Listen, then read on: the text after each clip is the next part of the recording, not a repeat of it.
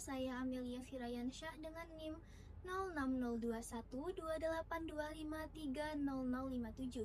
Saya dari Fakultas Keguruan dan Ilmu Pendidikan, Program Studi Pendidikan Bahasa dan Sastra Indonesia, Universitas Sriwijaya. Di sini, saya akan menuntaskan tugas ujian akhir semester dari mata kuliah menyimak apresiatif dan kritis. Selamat pagi siswa-siswi kelas 8 yang keren. Hari ini, sebelum kita memulai pembelajaran, saya akan mengajak kalian semua untuk berpindah dunia, yaitu ke dunia imajinasi yang penuh dengan keajaiban. Nah, di sini saya akan membawakan cerita rakyat dari daerah Sumatera Selatan. Cerita rakyat memang selalu mempunyai daya tarik tersendiri karena ceritanya yang ringan tapi dapat menyentuh hati. Pada zaman dahulu, nilai moral itu tidak disampaikan melalui buku ataupun media digital, tetapi disampaikan melalui tokoh-tokoh dongeng yang berbuat kesalahan dan juga berani mendapatkan konsekuensi dari apa yang mereka lakukan. Kalian mungkin pernah mendengarkan dongeng pada saat kalian masih kecil, tetapi dongeng bukan hanya milik anak-anak, karena di dalam dongeng ada nilai moral, refleksi kehidupan yang masih bertautan hingga saat ini. Maka dari itu, sekarang saya akan menilai kemampuan kalian dalam menyimak. Di sini saya akan menceritakan dongeng yang berjudul Bujang Kurap. Ingat, menyimak bukan hanya mendengarkan, tetapi dapat memahami dan juga dapat merefleksi dari apa yang kalian simak.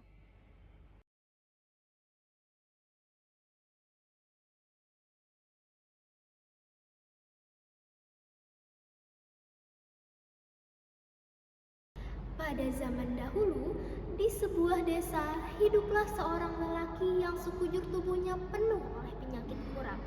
Oleh karena itu, orang-orang di desa tersebut memberinya nama Bujang Kurap. Kemanapun ia pergi, orang-orang selalu mengejeknya sambil berteriak, "Kurap, kurap!" Pada awalnya, ia tidak menggubris ejekan-ejekan itu. Tetapi bagaimanapun, ia tidak bisa untuk terus bersabar. Ia telah mencoba berbagai macam cara untuk menyembuhkan penyakitnya tersebut, tetapi tidak pernah berhasil. Pada suatu hari, ia mendengar ada orang sakti yang tinggal di desa Bengen yang tidak begitu jauh dari desanya. Orang sakti tersebut bernama Tapak Klibok. Tetapi, berdasarkan kabar yang ia dengar, orang sakti tersebut sulit untuk ditemukan. Selain sulit, ia juga memiliki tubuh yang sangat tinggi seperti pohon mangganis. Tetapi Bujang Kurap sudah bertekad apapun itu risikonya. Ia tetap ingin menemui orang sakti tersebut untuk mengobati penyakit dan juga untuk mengembalikan nama baiknya. Setelah berjalan selama berhari-hari, ia berada di suatu tempat. Di tempat tersebut, ia menemukan bekas telapak kaki kiri yang sangat lebar. Ia yakin bahwa bekas telapak kaki tersebut adalah milik Tapak Klibok. Keyakinan itu menimbulkan semangat pada dirinya untuk terus mencari orang sakti tersebut dengan menelusuri jejak-jejak yang ditinggalkan. Setelah berjalan selama 30 hari, ia baru bisa menemukan bekas telapak kaki kanan yang ditinggalkan oleh Tapak Klibok. Bujang Kurap terus berjalan. Ia memasuki hutan yang sangat lebat. Ia kemudian beristirahat di bawah pohon rindang. Tiba-tiba, ia merasakan tetesan air dari atas. Ia berpikir bahwa air itu adalah air hujan. Tetapi setelah Bujang Kurap menengok ke atas, ia melihat orang yang berperawakan sangat tinggi sedang buang air. Rupanya air yang membasahinya merupakan air seni dari orang tersebut. "Anak muda, mengapa engkau berada di tempat kediamanku ini?" tanya orang tinggi tersebut dengan suaranya yang seperti halilintar. Dalam ketakutannya, Bujang Kurap berkata, "Apakah saya telah bertemu dengan orang sakti bernama Tapak Klibok?" "Ya, sayalah Tapak Klibok. Ada keperluan apa engkau mencariku?" Lalu Bujang Kurap menuturkan alasannya mencari Tapak Klibok. Setelah mendengar alasan itu, Tapak Klibok berkenan untuk mengobati Bujang Kurap. Setelah mendapatkan pengobatan, Bujang Kurap akhirnya sembuh. Tubuhnya benar-benar bersih dari kurap. "Terima kasih Tapak Klibok. Sekarang penyakit saya sudah sembuh. Saya harus pergi." "Jangan pergi dulu anak muda. bukankah engkau ingin mengembalikan nama baikmu? Cegah Tapak Libok. Benar, oleh karena itu saya harus kembali ke desa. Jawab Bujang Kurap. Kau tak usah pergi, aku akan memberimu satu kekuatan, tetapi dengan satu syarat, engkau tidak boleh kembali ke desa. Engkau harus berkelana mengamalkan ilmu yang aku berikan kepadamu. Apakah engkau bersedia? Tanya Tapak Libok. Baiklah, saya bersedia, jawab Bujang Kurap. Setelah mendapatkan ilmu tersebut, akhirnya Bujang Kurap pergi berkelana. Dalam perjalanannya, sampailah ia di suatu kerajaan di Pulau Bangka. Di sana, ia mendengar ada sayembara yang diadakan oleh kerajaan untuk mencabut sebatang pohon yang tumbuh di tengah istana. Keberadaan pohon tersebut mengganggu jalan menuju istana. Raja menjanjikan barang siapa yang mencabut pohon tersebut, kalau dia seorang laki-laki, maka akan dinikahkan dengan putri raja yang sangat cantik. Dan kalau ia seorang perempuan, maka ia akan diangkat menjadi anak raja. Tetapi sebaliknya, jika orang tersebut tidak bisa mencabutnya, maka ia akan dihukum mati. Sudah banyak orang sakti yang mencoba mencabut pohon tersebut, tetapi tidak ada yang berhasil. Mendengar berita itu, Bujang Kurap mencoba peruntungannya. Ia berpikir kalau takdir menghendakinya mati, ia tidak bisa mengelak. Dengan bekal ilmu dari Tapak Libok, ia mencoba mencabut pohon tersebut, dan ia berhasil. Sesuai dengan janji yang telah ditetapkan, Bujang Kurap menikah dengan putri raja. Setelah berbulan-bulan berada di istana, Bujang Kurap merasa rindu dengan kampung halamannya. Ia ingin mengunjungi desanya sekaligus membuktikan kepada warga desa bahwa dirinya bukanlah Bujang Kurap yang dulu. Akhirnya, setelah disetujui oleh sang raja, Bujang Kurap bersama istrinya berangkat menuju kampung halamannya melalui sungai dengan dikawal oleh beberapa prajurit istana. Ketika hampir sampai di desanya, Bujang Kurap berhenti di tengah jalan dan menyuruh istrinya untuk melanjutkan perjalanan. Ia sendiri meneruskan perjalanan dengan berjalan kaki. Ketika sang istri memasuki desa, orang-orang banyak yang terpesona akan kecantikannya. Tiba-tiba, Bujang Kurap muncul. Kedatangannya membuat warga desa terkejut dengan perubahan pada dirinya. Tetapi, Bujang Kurap tidak memperdulikan orang-orang di sekitarnya. Alangkah cantik putri raja itu. Kalau begitu, aku akan mendekatinya, kata Bujang Kurap. Orang-orang desa banyak yang mengejeknya, tetapi ia tidak peduli. Ia hanya melambaikan tangan kepada sang putri yang masih berada di atas kapal. Melihat kejadian itu, warga desanya tertawa dan menganggap Bujang Kurap sudah gila. Bujang Kurap hanya tersenyum. Tiba-tiba, ia melompat ke sungai lalu berenang menuju kapal. Ketika ia sampai di kapal, sang putri menjulurkan tangannya untuk menyambut Bujang Kurap. Warga desa baru sadar bahwa Bujang Kurap adalah suami dari sang putri. Mereka menyesal telah meremehkan Bujang Kurap yang ternyata memiliki nasib yang lebih beruntung dari mereka. Akhirnya mereka pun menyambut kedatangan Bujang Kurap dengan perasaan menyesal sekaligus senang karena kedatangan orang besar di desanya. Setelah beberapa lama tinggal di desa, Bujang Kurap ingin mengundang mertuanya untuk datang ke desa untuk menunjukkan bahwa desanya memiliki banyak kekayaan alam. Bujang Kurap menanam banyak telur di dalam pasir di tepi sungai. Ketika sang raja datang, Bujang Kurap mengajaknya berjalan-jalan. Ketika mereka sampai di tepi sungai, sang raja menemukan banyak telur di dalam pasir. Sang raja sangat kagum. Ternyata di desa Bujang Kurap memiliki banyak kekayaan yang tidak dimiliki oleh daerah lain.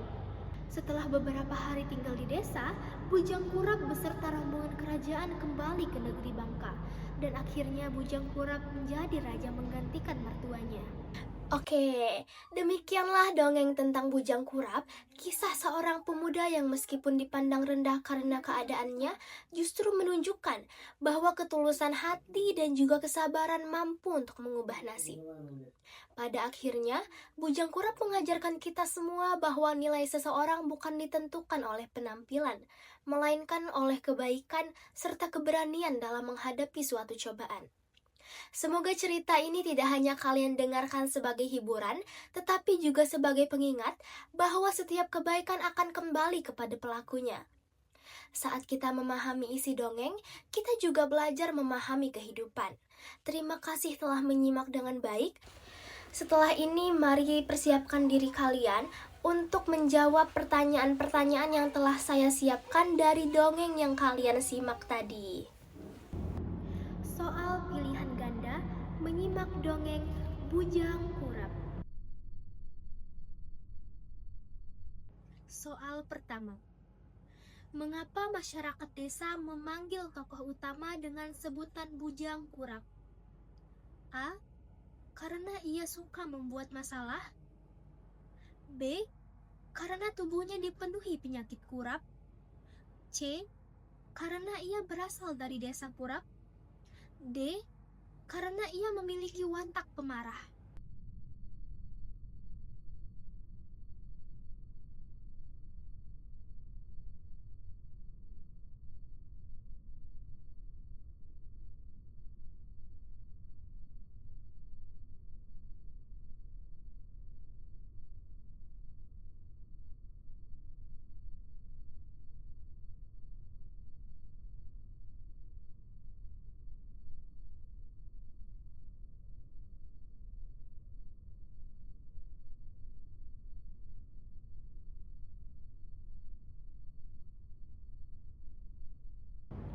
Nomor 2. Apa yang membuat Bujang Kurap akhirnya mencari tapak libok? A. Karena ia ingin belajar ilmu bertarung. B. Ia ingin membalas dendam kepada warga desa. C.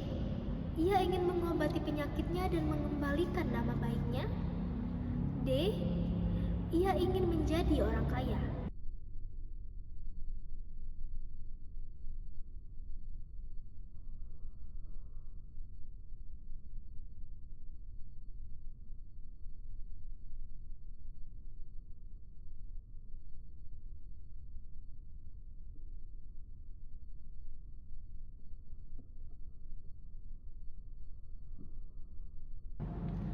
Nomor 3.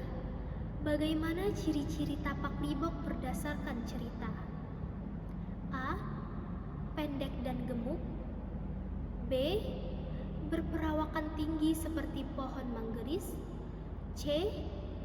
Berjalan sangat cepat. D. Memiliki rambut panjang.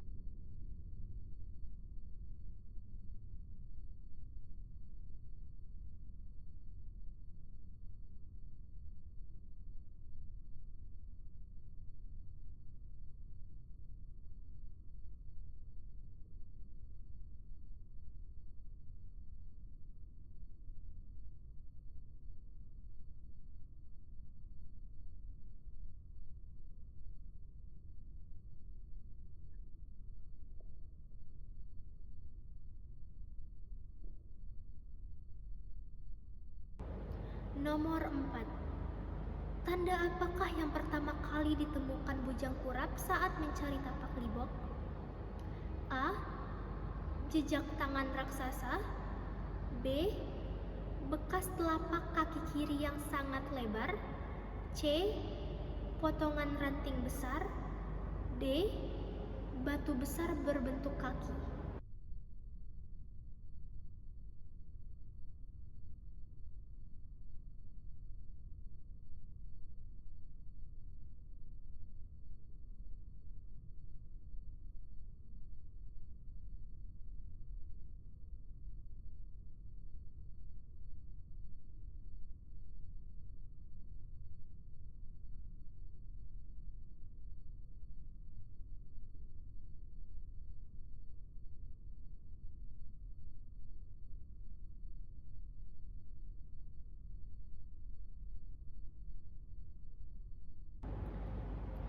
Nomor 5.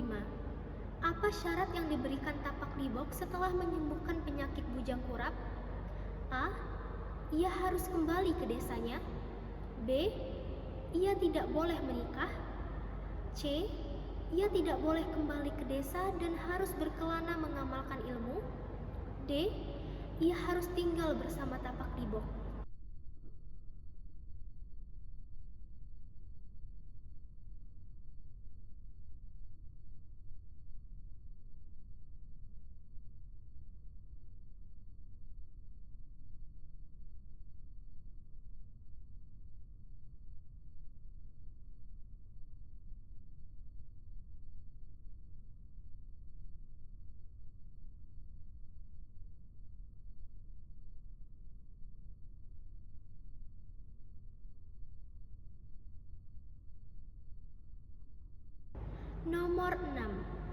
Mengapa kerajaan di Bangka mengadakan sayembara? A. Untuk mencari penerus raja. B. Untuk mencari pendekar terkuat. C. Untuk mencabut pohon yang mengganggu jalan menuju istana. D. Untuk mencari calon menantu raja.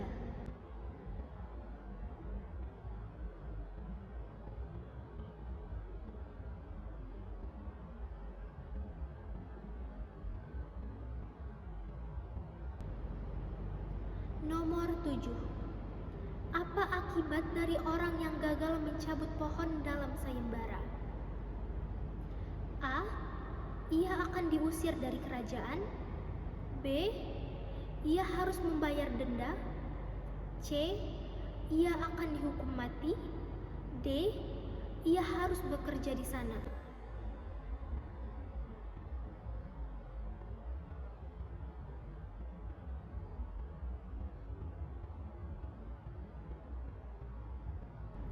Nomor 8. Bagaimana reaksi warga desa saat pertama kali melihat perubahan Bujang Kurap?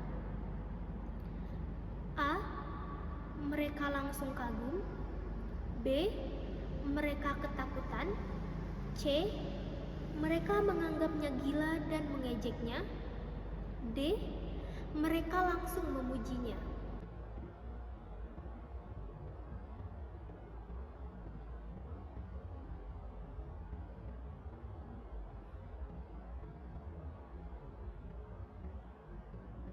Nomor 9. Mengapa warga desa akhirnya menyesal? Nomor 9. Mengapa warga desa akhirnya menyesal? A. Karena mereka pernah menghina tapak libok. B. Karena mereka salah menuduh. Nomor 9. Mengapa warga desa akhirnya menyesal? A. Karena mereka pernah menghina tapak libok. B. Karena mereka salah menuduh Bujang Kurap mencuri. C. Karena mereka baru tahu bahwa Bujang Kurap adalah suami putri raja. D. Karena mereka tidak ikut sayembara.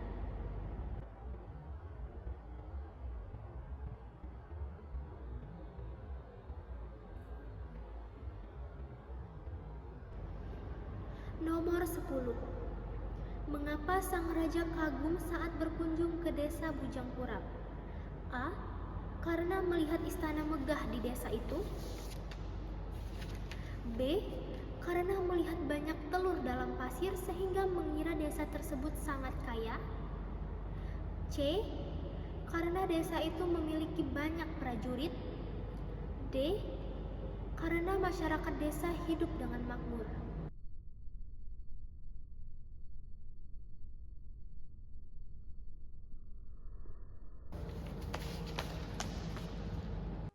Baiklah, sampai jumpa pada cerita berikutnya. Teruslah membuka telinga dan juga hati kalian untuk setiap kisah yang hadir, karena setiap cerita membawa pelajaran yang berharga. Tadi kalian telah menjawab beberapa soal untuk menguji ketelitian dalam memahami alur, tokoh, dan juga pesan moral dari dongeng Bujang Kurap. Semoga latihan itu membantu kalian menjadi pendengar yang semakin cermat, mampu menangkap detail, serta memahami makna di balik setiap pelajaran tokoh di dalam cerita.